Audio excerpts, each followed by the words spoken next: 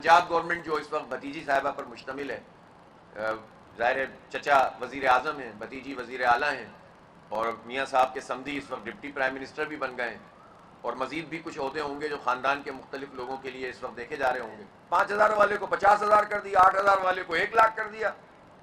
ये तो हाल है इस वक्त इस मुल्क का। और अभी शहबाज शरीफ साहब ने मेरे ख्याल 150 बसों का फिर ऐलान किया है।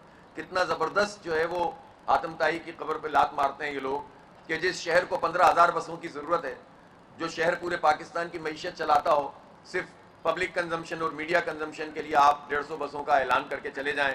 और पाकिस्तान के अवाम को एतमाद अगर देना है तो एक ही रास्ता है कि सब अपनी अपनी आईनी पोजीशन पे वापस जाएं, जो गलतियां हो गई हैं उससे पीछे हटें और फिर बैठकर बात करें कि इंशाअल्लाह 16 तारीख को एक बहुत बड़ा मार्च होगा, एहतिजाजी मार्च, और हुकूमत को अपना फैसला हम जो है वो सही फैसला करने पर मजबूर करेंगे इंशाअल्लाह। पंजाब गवर्नमेंट जो इस वक्त भतीजी साहिबा पर मुश्तमिल है, ज़ाहिर है चचा वज़ीर आज़म हैं, भतीजी वज़ीर आला हैं और मियाँ साहब के समधी इस वक्त डिप्टी प्राइम मिनिस्टर भी बन गए हैं और मज़ीद भी कुछ ओहदे होंगे जो ख़ानदान के मुख्तलिफ लोगों के लिए इस वक्त देखे जा रहे होंगे।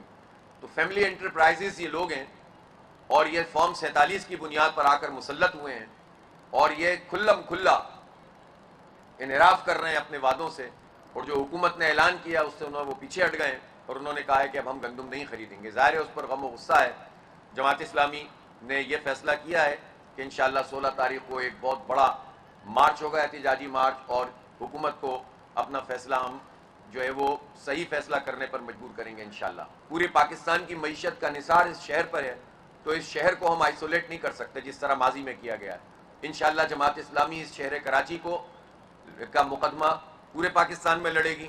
और ये जो ऑनरशिप नहीं ली जाती, यहाँ पार्टियां क्या करती हैं, इक़्तिदार में आ जाती हैं लेकिन ऑन नहीं करती, इदारे ऑन नहीं करते। लोग 3-3 साल की जॉब के ऊपर अपॉइंटमेंट पे आते हैं, मुख्तलिफ इदारों में आते हैं, जोड़ तोड़ करते हैं, फॉर्म 47 पर मुसल्लत करते हैं, हमें चले जाते हैं। पानी का K4 मंसूबा आप ट्रैक रिकॉर्ड उठाकर देखें, 1 साल पहले, 2 साल पहले, 4 साल पहले 3-4 हुकूमतें बदली या आगे पीछे होती रहीं विफाकी, पहले सूबे से नहीं बना, फिर वफाक के लोग कहते रहे कि हम बना देंगे, लेकिन किसी ने भी K4 के लिए पैसे नहीं दिए। 200 अरब रुपए का ऐलान करते थे और 15 अरब रुपए PSDP में रखते थे। यही हाल इस हुकूमत ने किया, फिर PDM की हुकूमत, उससे पहले PTI की हुकूमत, उससे पहले, यानी पैकेजेस पे पैकेजेस आते रहे लेकिन K4 मंसूबा नहीं बना। कराची की ऑनरशिप कोई नहीं लेता, ये कितने अलमिया की बात है। लोग वोट डालते हैं, नहीं डालते तो डलवा देते हैं ये लोग जबरदस्ती, लेकिन जिनको डालते हैं वो भी ऑन नहीं करते। बदकिस्मती है। और इसलिए आप देखें कि अब गर्मियां बढ़ रही हैं और पानी का ये बहरान शदीद होता चला जाएगा। इसी तरह से यहाँ सीवरेज का S3 मंसूबा नहीं बना। तकरीबन 8-10 दफ़ा तो मुझे बिल्कुल ऐसे याद है कि इन्होंने सर्कुलर रेलवे के इफ्तिताह किए हैं।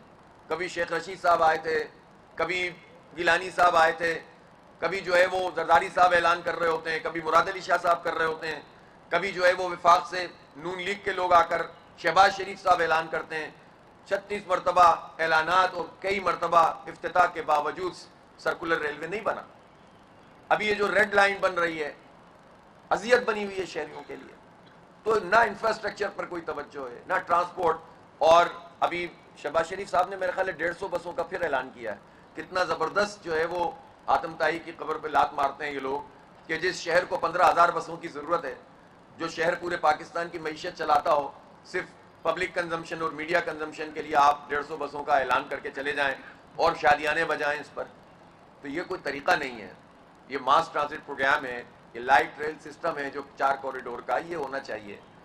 और इस पर अगर अब यानी हद हो गई है ना नाअहली की।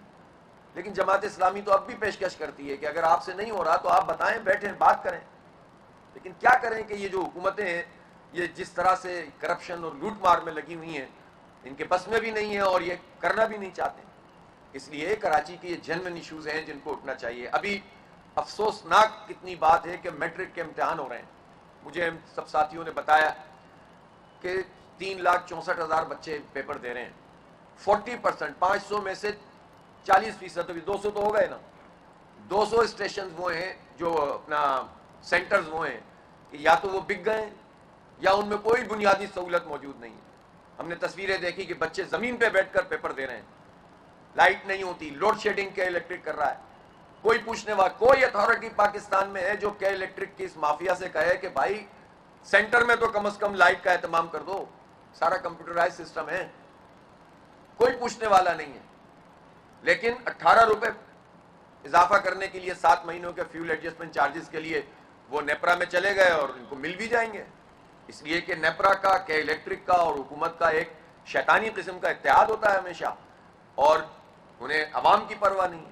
میں کتنی مرتبہ ہم یہ مطالبہ کر چکے ہیں کہ پاکستان میں جب یہ سرکولر ڈیٹ کی وجہ سے اور یہ آئی پی پیز کے معاہدوں کی وجہ سے جب اضافی بجلی کے پیسے پاکستان کی قوم دے رہی ہے تو پھر کے الیکٹرک مہنگی بجلی کیوں بنا رہا ہے؟ اس کو کیوں دیا ہوا ہے یہ لائسنس؟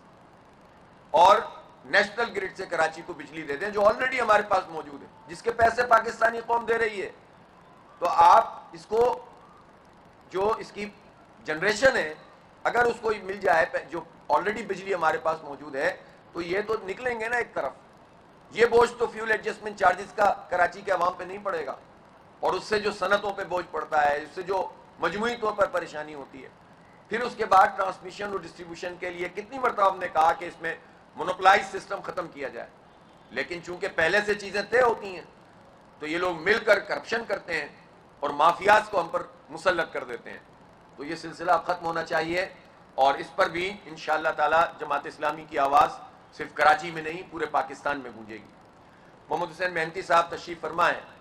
اس وقت صوبہ سندھ میں بدامنی کی جو صورتحال ہے، آپ نے وہ بچے کی ویڈیو دیکھی ہوگی جس کو زنجیروں سے باندھا گیا تھا. آپ تصور تو کریں ان ظالموں، کہاں ہے حکومت؟ 16واں سال میں ہے اس وقت، لگاتار پیپلز پارٹی کی حکومت ہے. مجھے بتائیں نا کہ کیسے ممکن ہے کہ ان کچے کے علاقوں میں جن بھاری جو یہ وہ اسلحہ ہوتا ہے، یہ آیا کہاں سے؟ یہ الاؤ کس نے کیا؟ یہ سارے ادارے بتائیں یہ پہنچا کیسے؟ اور پھر اس کے بعد وہاں پر انہوں نے پوری اپنی عملداری قائم کی ہوئی ہے. جو لوگ بھی سندھ کے پورے اس نظام کو جانتے ہیں وہ کیا نہیں سمجھتے کہ بڑے بڑے سرداروں اور وڈیروں کی مرضی کے بغیر یہ کام نہیں ہو سکتا؟ اور جب وہ سردار اور وڈیرے حکومتوں میں شامل ہوں، ان کا اثر و رسوخ ہو، تو پھر آپریشن کیسے ہوگا؟ کبھی کہتے ہیں کہ آرمی اور رینجرز اور پولیس مل کر آپریشن کرے گی، کبھی کہتے ہیں کہ سندھ پولیس اور پنجاب پولیس مل کر آپریشن کرے گی، لیکن عملاً تو لوگوں کے ساتھ یہ صورتحال ہے کہ موٹر وے، عام سڑک تو چھوڑ دیں، موٹر وے پہ مغرب کے بعد لوگ سکھر سے آگے سفر نہیں کر رہے. موٹر وے پہ لگے ہوئے سارے کیمرے ڈاکو لے گئے، گرلیں اس کی اٹھا کے لے گئے، اور اس وقت انسیکیور ہیں لوگ.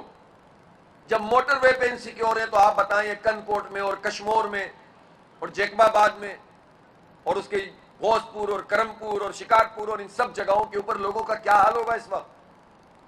لوگ نیشنل ہائی وے تو چھوڑیں، موٹر وے پہ سفر نہیں کر رہے. کون ریسپانسبل ہے؟ 16ویں سال میں داخل ہو گئی ہے لگاتار حکومت میں اس وقت پیپلز پارٹی وفاق میں بھی ہے. صدر صاحب بھی تشریف فرمائیں. روز یہ ہوتا ہے کہ ہم وفاقی وزارتیں بھی لے رہے ہیں کہ نہیں لے رہے ہیں، لیکن حکومت تو پیپلز پارٹی، نون لیگ اور ایم کیو ایم کی ہے. اب یہ کچھ بھی کہتے رہے، ایم کیو ایم والے کچھ کہتے رہے، فلاں کہتے رہے، لیکن یہ سب حکومت کر رہے ہیں. اور حکومت بھی فارم 47 کی ہے، عوام کی رائے کی تو ہے ہی نہیں. 45 پہ تو حکومت بنی نہیں ہے. غلط کیے گئے ہیں، 5000 والے کو 50,000 کر دیا، 8000 والے کو 1 لاکھ کر دیا. یہ تو حال ہے اس وقت اس ملک کا. تو یہ ان کی ملی بھگت کے بغیر ڈاکو طاقتور نہیں بن سکتے.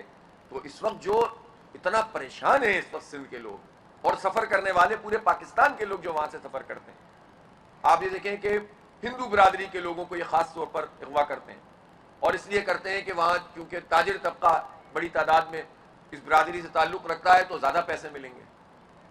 آپ کیا میسج دینا چاہتے ہیں پوری دنیا کو؟ ویسے تو آپ مائنورٹیز کا پہاڑا پڑھتے ہیں اپنے خاص ایجنڈے کے لیے، کرتے کراتے تو آپ مائنورٹیز کے لیے کچھ بھی نہیں ہے. اور دوسری طرف جب مائنورٹیز کے لوگوں کے ساتھ یہ سلوک ہو رہا ہو تو حکومت کچھ تماشا دیکھ رہی ہوتی ہے. اس لیے یہ کچے کے ڈاکو اور پکے کے ڈاکو ایک اشتراک ہے جو مسلط ہے اس وقت پورے ملک کے اوپر. اور آپ کراچی میں بھی اسٹریٹ کرائم کا جو حال ہے وہ کسی سے چھپا ہوا ہے. ہزاروں وارداتیں ہو رہی ہیں ہر مہینے میں. کتنے لوگ قتل ہو چکے ہیں چند مہینوں میں؟ میرے خیال ہے 30 تک کے قریب اس سال میں لوگ صرف اسٹریٹ کرائم میں قتل ہو چکے ہیں کراچی. کوئی پوچھنے والا نہیں؟ 70 ہو گئے ہیں یہ جو مئی تک میں 70 افراد. صرف چیزیں چھینتے ہوئے قتل ہو گئے. آپ اندازہ تو لگائیں, باقی تو جو حال ہے وہ ہے. تو اس لیے ان ساری صورتحال پر کراچی کی اس آواز کو پورے پاکستان میں گونجنا چاہیے, اور پاکستان کے لوگوں کے جو بنیادی مسائل ہیں ان سب کا حل ہونا چاہیے.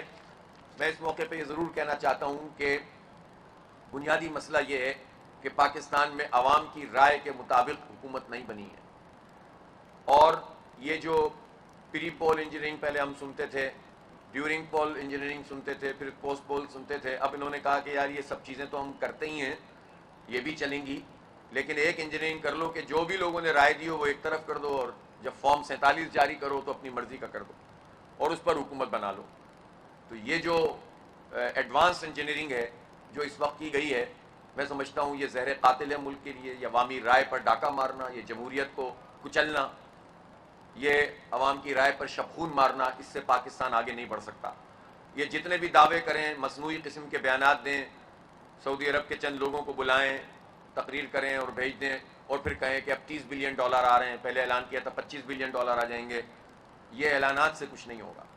پاکستان کے عوام کو اعتماد اگر دینا ہے تو ایک ہی راستہ ہے کہ سب اپنی اپنی آئینی پوزیشن پہ واپس جائیں, جو غلطیاں ہو گئی ہیں اس سے پیچھے ہٹیں, اور پھر بیٹھ کر بات کریں.